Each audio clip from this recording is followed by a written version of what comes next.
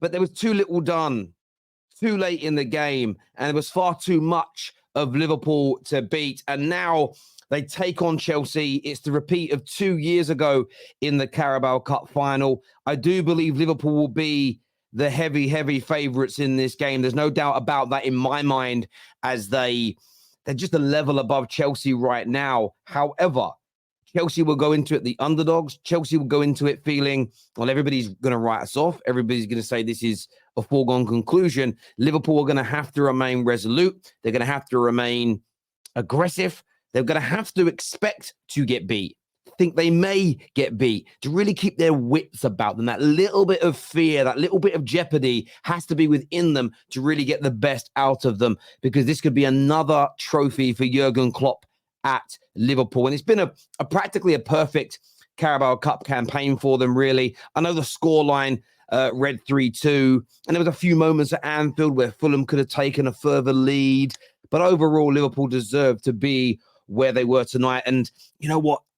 They should really have got themselves 2 and 3-0 up in this match ever before Diop gave Fulham an absolute lifeline. But I want to get your reaction.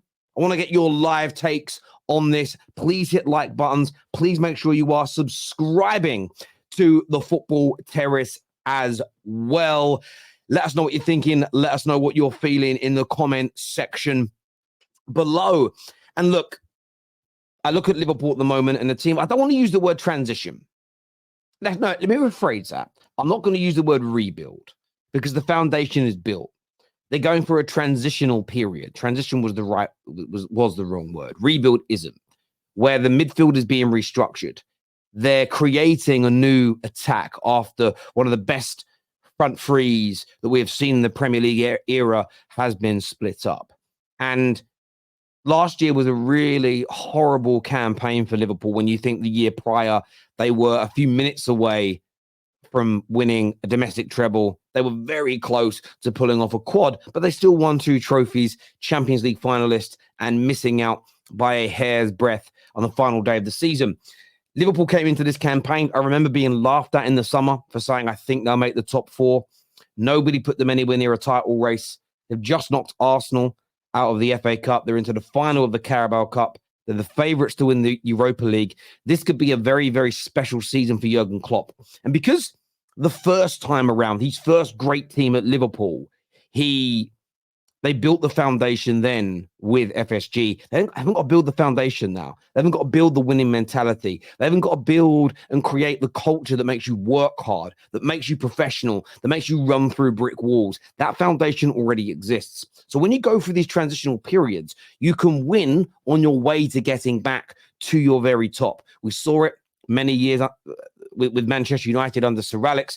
You'll see it as well as Pep rebuilds parts of his team, and we're seeing it now with Jurgen Klopp as well. We saw it with Wenger from his 90s team into his early 2000s team as well, because that foundation already exists. Yes, you're in transition, but the idea you're going to go away for 4 or 5 years before you come back is an absolute nonsense.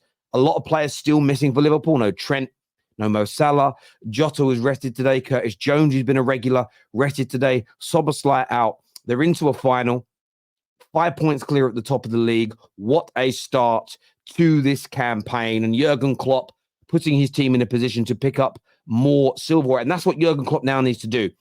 I would say for a manager of his quality and how good his team is, the balance of trophies between him and Pep Guardiola is very heavily weighed in Guardiola's favour.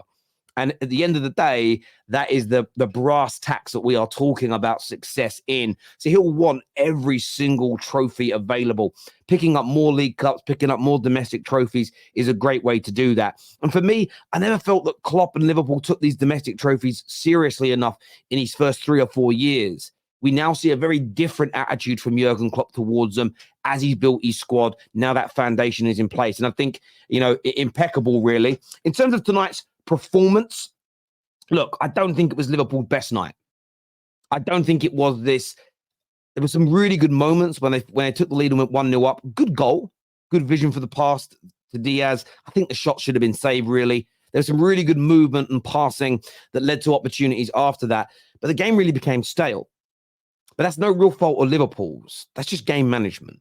Liverpool had absolutely no need at 3-1 up to push hard, to break barriers, to run through brick walls. They had no necessity to entertain you or I.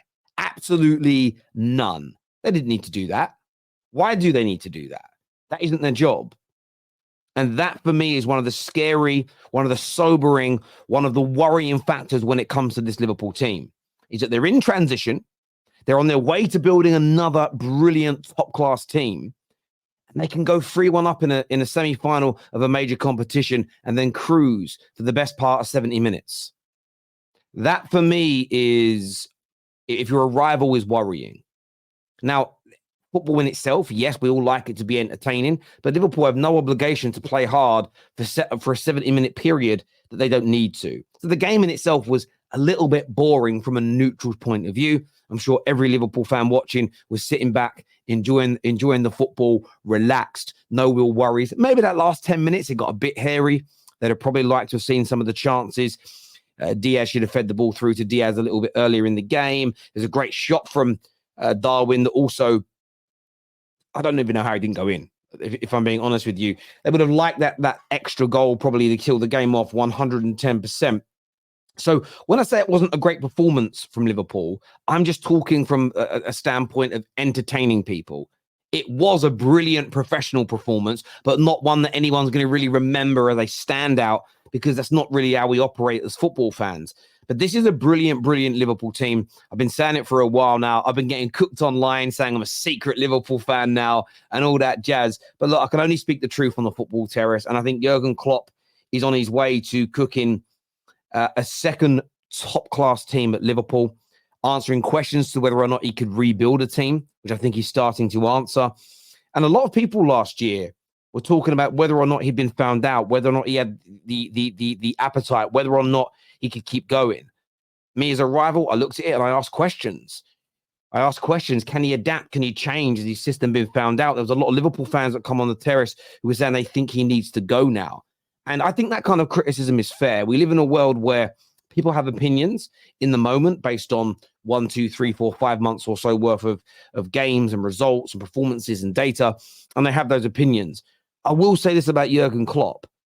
He's absolutely turned it around, in my opinion. And I think for many people, turning it around, if they were maybe thinking that he'd gone as far as he can at Liverpool. And I think it demonstrates not only his world-class coaching ability, but his absolute brilliant man management and mental perseverance as an individual to remotivate himself again and get a team already to this level. And I think with another transfer window or two, with some more additions at the back and into this midfield, namely a DM role, this Liverpool team is still yet to reach its optimum best this time round, and it's 2.0, if you want to say that. There's got some of your comments that have come through here. They're going to be getting G on, going to get Samuel on to have their say on the show today. Terry, who would your man of the match be? You can give it to Diaz for the goal. For me, I'd probably go with Kwanzaa. I thought he had a really good game at the back. I think he's really applied himself well this season. He's just being nurtured in slowly but surely by Jurgen Klopp, and I think that's the absolute right thing to do with that young man. But that is who I would personally give my man of the match to. I thought that McAllister had another really solid game and performance. I thought he was good. If I look at the Fulham team as well, because I want to speak about them, I thought Pereira had a good game. There's a ball he crossed into the box at the end. Why nobody was running onto it is crazy. I tell you who I really like as well in the Fulham side, just to shout him out. I really like, and why is his name eluding me now? Robinson at left back. I think he's really good defensively. Going forward, I love the fact he just crosses first time. Not enough players do that. I think some big teams should be looking at him.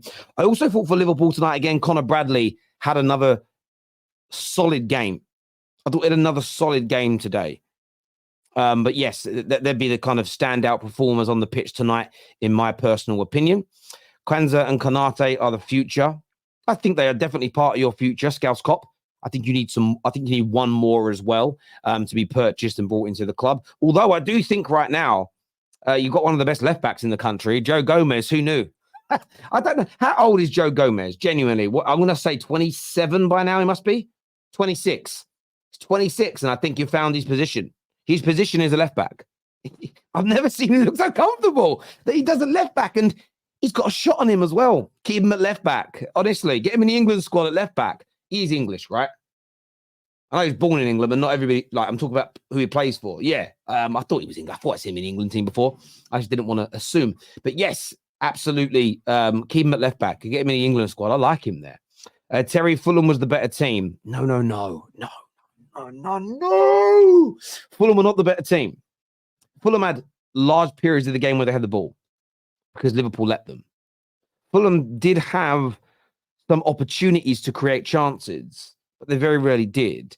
Liverpool didn't need to be the assertive team. They were 3-1 up. So sometimes in a game, and that's why people do this in fighting quite a lot. And for someone, listen, I never fought at a world-class level, never professed to. But for someone who's been in the ring and sparred with some good people, watched a lot of fights, sometimes you play possum a little bit. There's a tactic of playing possum. Doesn't mean just because the other person is more aggressive and throwing more punches that they're winning the fight, because it's a tactic. Liverpool sat back at times in the game and said, we're going to absorb you and counter. They just probably could have done with getting one more goal, but I don't think Fulham were the better team, in my personal opinion. Mr. Kloppin says, Conor Bradley, my man of the match. What trophy has Poch won? Well, that's why Liverpool, for me, are the heavy favourites going into this game, because Poch hasn't won a trophy in England. Chelsea are nowhere near Liverpool standard at the moment, but I genuinely mean this to Liverpool fans. I'm saying it ahead of time. If you hear any other Liverpool saying we're guaranteed to win, easy win, we're going to smash Chelsea, shut them up. Forget the football gods for a moment. I believe in that. You don't need to believe in the football gods. You want no complacency seeping into that dressing room before the game starts. Because if you walk out on that pitch, 2017 FA Cup final, everybody said Arsenal had no chance, they won. 2018 FA Cup final, everybody said that Chelsea had no chance against Man United. Guess who won? This has happened on multiple occasions. Not every time, but it has happened. Liverpool should win that game on a balance of probability if you look at the better team. But Liverpool have to go into it thinking they could lose, thinking that Chelsea have some danger in them. If you don't, you could come a cropper.